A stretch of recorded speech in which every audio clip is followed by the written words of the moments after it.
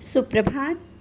बाबा कहते हैं, मेरे प्यारे बच्चे, जानता हूँ व्यस्तता बहुत है और इस व्यस्तता में भी तुम अपना ध्यान नहीं रख पा रहे हो। जिम्मेदारियाँ भी बहुत है और उन जिम्मेदारियों को बखूबी निभा रहे हो, सबका ध्यान रख रहे हो और जो तुम्हारे घर में कोई बीमार है उसकी भी देखभाल तुम अच्छे से कर रहे हो। भले वो समझे या ना समझे कि तुम उसकी देखभाल कर पा रहे हो या नहीं, लेकिन तुम हर एक का ध्यान बखूबी रख रहे हो।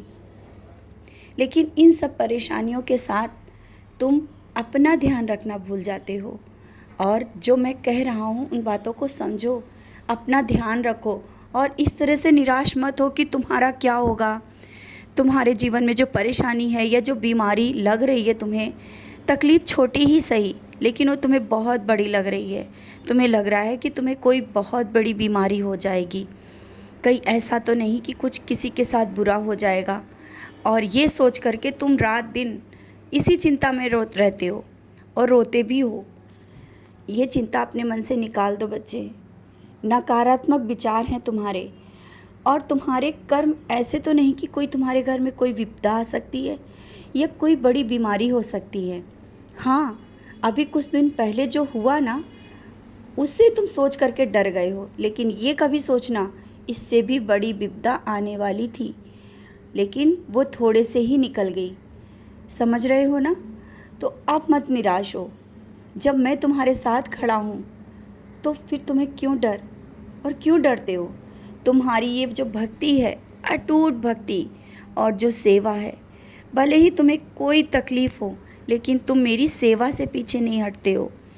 यहाँ तक तुम्हें मंदिर भी जाना पड़े और कितना भी दर्द हो, तुम हंसते हुए आते हो।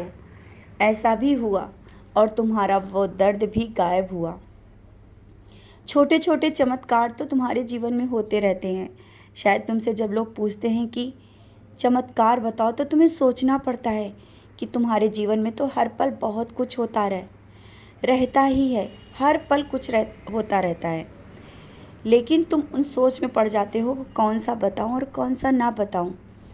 मैं जानता हूं तुम्हारे मन की जो व्यथा उस समय चल रही होती है, क्योंकि तुम बहुत कुछ बताना चाहते हो, सबसे सब कुछ कहना चाहते हो। लेकिन कुछ लोग तुम्हारी बात को समझते हैं, कुछ नहीं समझते हैं। और जब लोग नहीं समझते हैं तो तुम उदास हो जाते हो कि ये क्यों तुम्हारे बाबा को नहीं समझ रहे हैं। तो चिंता ना करो, समय है, समय के साथ चीज़ें सही होंगी। हो सकता है उनका भी समय ना आया हो मेरे करीब आने का, और तुम जितने करीब हो वो भी समय लगता है उतना करीब आने में। तो इतने करीब तो अभी कोई इतनी जल्दी नहीं आ सकता। समय का इंतज़ार करो, धीरे धीरे सब हो जाएगा। तुम चाहते हो पूरा परिवार मेरे चरणों में बैठे तुम्हारे साथ, जैसे तुम बैठते हो वैसी ही सेवा, वैसे ही भाव सबके मन में हो। अवश्य होंगे, धीरे धीरे मैं खींच रहा हूँ और ये तुम्हारे कर्म हैं।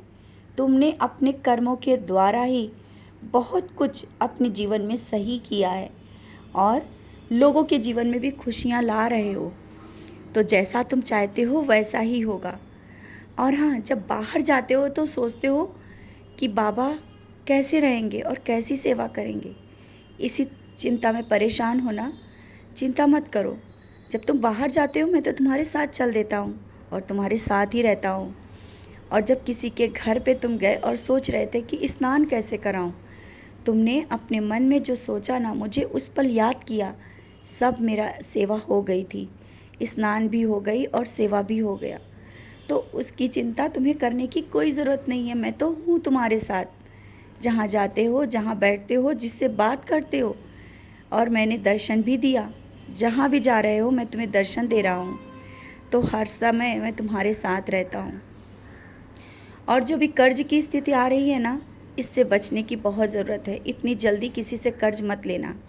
मैं इंतज़ाम कर रहा हूँ, संभाल रहा हूँ चीज़ों में। इस तरह से व्यस्तता जो आई है ना, और जो कुछ चीज़ें अस्त व्यस्त दिख रही हैं, सब चीज़ें सही हो जाएंगी, लेकिन जल्दबाजी करने की कोई ज़रूरत नहीं।